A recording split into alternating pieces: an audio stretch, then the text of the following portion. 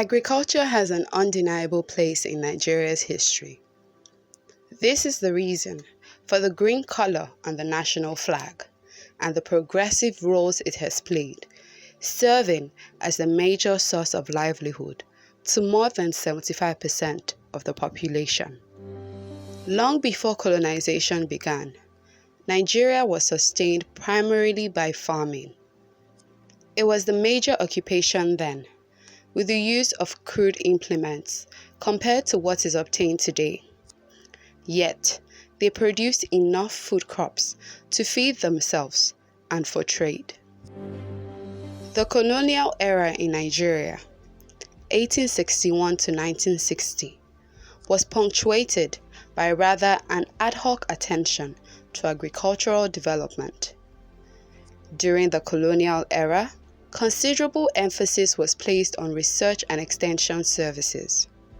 The first notable activity of the era was the establishment of the Department of Botanical Research in 1893 in former Western Nigeria, saddled with the responsibility of conducting research in agriculture.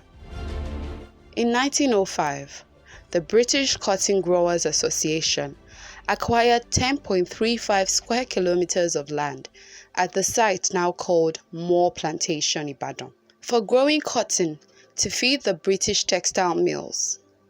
In 1910, Moore Plantation, Ibadan, became the headquarters of the Department of Agriculture in southern Nigeria, and a Department of Agriculture was established in the north in 1912. In 1921, a unified Department of Agriculture was formed in Nigeria after the amalgamation of the North and the South. The major policy of the Central Department of Agriculture was to increase the production of export crops for the British market, which was ready to absorb it for its industrial growth. New policies were formulated in the post-independence era to actualize more equitable growth in agriculture. The earlier surplus extraction policies were quickly translated to the pursuit of export-led growth. What has basically happened is different governments, different administrations not following through on their predecessors' programs and projects, and that is primarily what has caused it. So we have commitments. This administration commits to a project, either regionally in terms of West Africa, Africa, or even Nigeria, but we don't follow through. And let me prove it with this. The northern part of Nigeria has been consistent with policies in agriculture. No matter the governor that comes into any of the northern states, agriculture is number one. They may not follow through totally on what their predecessors have done, but they never deviate from agriculture. The 1962 to 1968 development plans were Nigeria's first national plan. Amongst several objectives, it emphasized the introduction of more modern agricultural methods through farm settlements, cooperative nucleus plantations, the supply of improved farm implements, and a greatly expanded agricultural extension service. But owing to the oil boom in the 1970s, agriculture assumed a downward trend. Around that time, when we are really agrarian, we don't really have anything like oil. So that is why the British colonized us, and they're still regretting that if they knew that we have oil, because the oil boom has turned to be oil doom now. So everybody was concentrating on the oil. If you look at our leaders now, every month they collect allocations. Where does the allocation come from? It's from the oil sharings, from the oil profit sharings. So these have even made the leadership of the governorships. It have made them to be lazy, because they cannot even think on how they are going to generate revenue within their own state, apart from running down to the centers, which is the federal capital, to collect money to feed their own citizens. So the problem is really piling up, which need to be addressed immediately. Available data shows that at independence in 1960, The contribution of agriculture to the GDP was about 60%, typical for developing agrarian nations at that time. However, this share declined over time to only about 25% between 1975 and 1979, at a time when population growth was between 2.5 to 3.0% per annum. There was a sharp decline in export crop production, while food production increased only marginally. Thus, domestic food supply had to be augmented through large imports. All our inputs, in over 90%, is imported, dollar dependent. So nothing is produced in here, from as little as seeds, herbicides, insecticides, as crop protection. Everything is imported. So the farmer is always at the risk of agri inputs prices increasing every year. Also, we don't have, in terms of funding, we don't have consistent policies in funding and long-term, okay, let me pick it. Consistent policy in funding. It's always short-term. It's basically a 4-year, a 3-year. It would just be designed for the administration in power. And two, farmers have a challenge of government not having long-term planning. And what do I mean by that? It's cassava now. Another 4 years is rice now. What would happen the next 4 years? So farmers cannot, master the art and also access to markets, especially value addition. So farmers still has to be the one to produce, the one to transport, and the one to market. And in other climes, it's just farmers produce. They can add value to something small, but they are not the ones responsible for transportation and marketing. These are all other value chains that other people can come in. So those are crucial conversations and challenges that farmers have.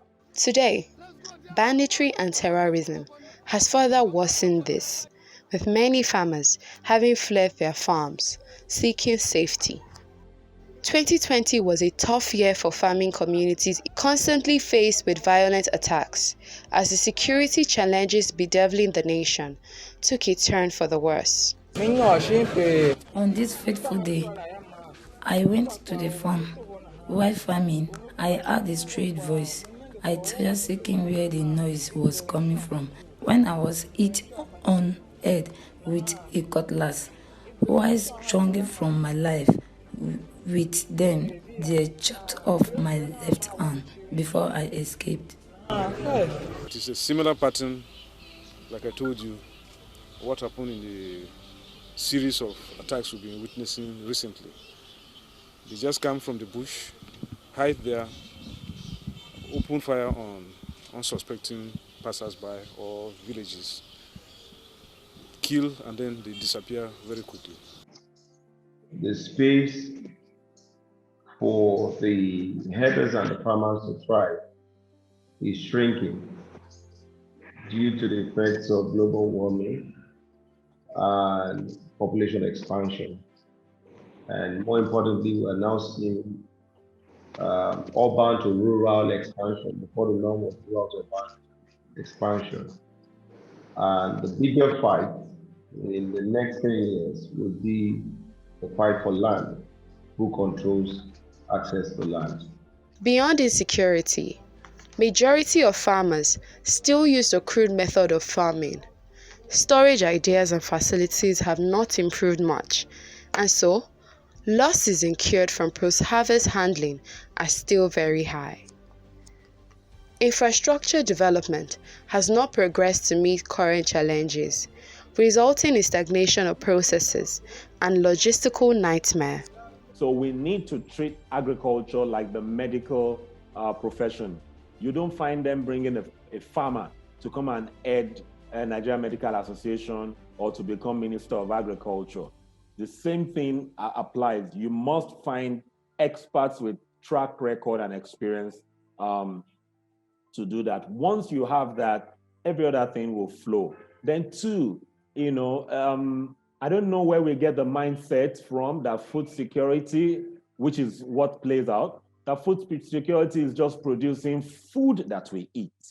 Food security is ensuring that we have abundance of things that we need and export. So we focus a lot on tomatoes, peppers, rice. Meanwhile, you have foreigners planting our bitter leaf, packaging it now as capsules and selling. Food security is all encompassing. It's not just what we eat. It's very broad. And so value chain also must be brought into the conversation. Processing, value addition. So they need to approach it with a value chain perspective, knowing that you cannot do one without two, which we found out during the pandemic, the lockdown. When they locked down, one, they did involve the Minister of Agriculture as part of the team until people began to shout that farmers could not go to farm. So they said farmers should be going to farm. A month later, they now found out that farmers needed agri-compute. They now said, okay, agri-related agri-compute. And much later, they found out that we could not move food because the logistics company didn't have passes. So they now released passes. So it's because they don't know how it runs. That's a value chain. So once they begin to look at it as end-to-end chain, then we'll get it right. Also, access to markets has remained a recurring headache, making the idea of farming unattractive to most people. I don't see governments across board pulling their weight in terms of moving the agri sector towards other developing or developed countries. Because when you're talking about developing countries, we'll be talking about India, at least, Malaysia. They're all developing countries. We got independence around the same time. So at state, federal, and local, when I say all, I mean all their initiatives, it's either they are still giving 4 bags of fertilizer, some very low quality seeds, and it's still manual. They've not commercialized the use of tractors. And the use of tractors means the tractors that we need here that can do the job, deliver the job, is not what they get. So everything they give the farmer here is still meant to keep the farmer poor, because it's mostly, if a farmer needs 500,000 per hectare for 2.5 acres, just citing an example for irrigation, they give the farmer seed and input half. So the farmer still uses that seed and input to cover 2.5 acres instead of maybe 1 acre or 1.5 acres. So the spraying is still manual, but guess what? In the 80s, early 90s, 70s also, you had like the river basin projects. They still exist, but not in operation like it used to. The government, uses tractors to plow the land. They spray the land. They do most of those tedious things, mechanically. The farmer just makes sure that what needs to be done is done. They harvest mechanically. Each farmer owns about 5 hectares, and that's about 12.5 acres of land. So we've moved back to 2.5 acres, 1 acre, and that is getting us nowhere.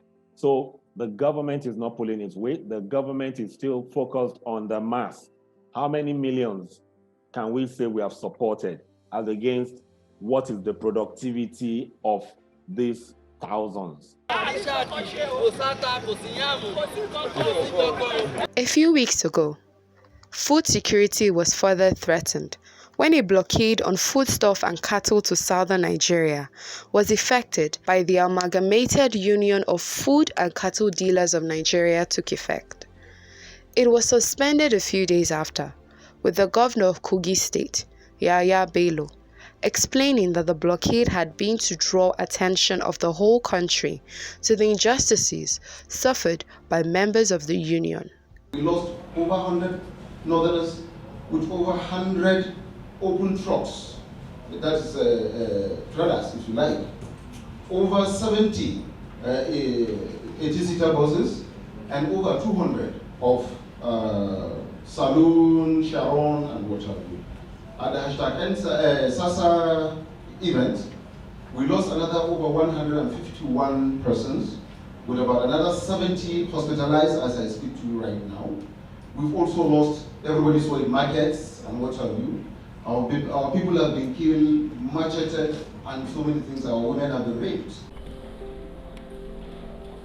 Governor Bello further disclosed that the union had tabled a list of demands which must be met to avert a recurrence. He said part of the demand by the union is to ensure that their goods and the lives of their members anywhere in the country are safe. The association is also seeking compensation for the lives and livelihood that were destroyed in the South during the crisis.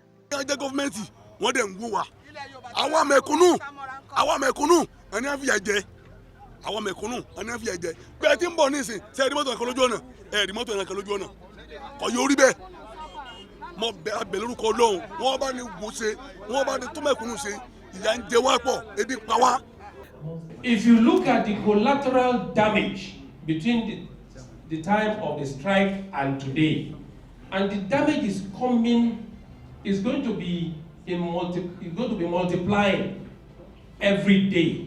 It will be multiplying every day. In order that we don't allow this to continue, in order that you give me that strength, so that starting from Mr. President, our father, Baba Buhari, down to all those that should execute down the line, for you to give me the strength to be in their front and say, please, this is our demand, please answer it. And you know I will do that. You have to do this one single thing for me.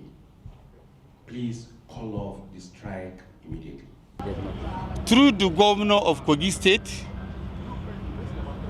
Yahya Bello, beg us on behalf of the President of the Federal Republic of Nigeria, General Muhammadu Buhari, is enter this our settlement. So we agree to call off this nationwide strike today. Here to show that they call on the scarce so that everybody to go and sell in market so that peace reign for this our country. So we come here because to settle the matter, and alhamdulillah, I'm sure this when we meet together and see that yes, they don't call on the strike. The governor affirms that he had gotten the commitment of the union to sheath their swords in order to end the hardship that accompanied the food blockade. In order that we don't continue to have this hardship across the country, I've gotten the commitment of the union to lift their ban on the transportation of food items and livestock to the South. I've equally gotten the commitment of the major actors from the South not to attack lawful Hausa Fulani people or the traders in the South, and that the criminals amongst them, irrespective of your tribe or religion, should be handled effectively by law enforcement agencies. The reality was that reprisals were actually planned, and this is why we had to come in quickly. It's not just a question of a food embargo. We all jousted and we all made jokes and even threatened one another about embargoes, but that's how war starts, with an embargo. And of course the other side, the South, was saying things that maybe some of us shouldn't have been saying in retaliation, but it was about to snowball into a much more serious crisis, because plans for reprisals in the North against people from the South were being made, and they had gone very, very far. And I saw evidence of that presented to me by the governor and by other people. And thankfully the governor called all the relevant players and told them this must stop. And the way the union managed the whole situation was, say, instead of violence, instead of targeting Southerners in the North, we will do a strike and stop them from having food. So that's where this all started. Nigeria is a country blessed with agricultural resources, a large expanse of land, estimated at 91 million hectares in 1990, of which 81 million hectares are arable. It is worthy of note that the COVID-19 pandemic disrupted supply chains and increased the cost of input for many farming commodities globally. The COVID-19 created this opportunity to be able to bring innovation into agriculture. We need more cottage processors than the big scale processors. We need people who can process in the villages, and from there, we can get things going. Once we get that right, and finally, capacity development. That is very huge. When you see World Bank projects and other projects, about 40% of most of those budgets goes on capacity development, which could be leveraged on media or ensuring that some people are trained on the job. So we need that capacity. Most of our agri schools are not well equipped. The colleges of agriculture are better off, and the universities of agriculture, they are also okay, but they are not at par with colleges of agriculture in Ghana or in Senegal or in Mali. So we need to pay attention to those colleges of agriculture, give them updated equipment and syllabus, and ready to be employed. Because if government, puts up more funding and people go to access those funding to start their businesses, which mostly starts with production, they are likely to fail. And I don't mind what with that, because you don't have technical hands that can run those projects for them. We've been saying it all along. Encourage more farmers, give the money to the right farmers, and at the same time improve on the infrastructure. Because there's no way if I have a farm, you don't expect me to provide light, road, electricity, and at the same time security. Where is the role of the government? At the end of the day, you pay your taxes. So the government really needs to boost the infrastructure deficit, and at the same time, curb all these bandits that are really disturbing the production of foodstuffs, like all these kidnappers and bandits and so-called herdsmen. They are the same thing, they are just changing the name. Who is changing the name is the government. So they know where these people are. Why can't they go after them so that there could be peace in the land? Because there can never be peace in the land when you are serious doing your business. Somebody just come behind you and grab you, and the next thing we demand is to demand for millions of naira that you don't even have. So tell me, are you going to go back to that business if you are kidnapped? So these are the things that need to be done. At the same time, the state have control of all the lands in the state. Why can't they utilize some of these lands, give them to farmers, and give them title to this land? That way, they'll be free to go to the bank and take some loan for them to go back to business, and not just giving them title, assist them with some of this equipment to either to clear the land, to till the ground, even as a planter or as a harvester. This is not being done, and we keep on crying foul of food crisis. We have a long way to go. Most parts of the country experience rich soil, well-distributed rainfall, not to mention the warm year-round temperatures. The country's agriculture sector has enormous potential, with an opportunity to grow output by 160%, from $99 billion currently to $256 billion by 2030.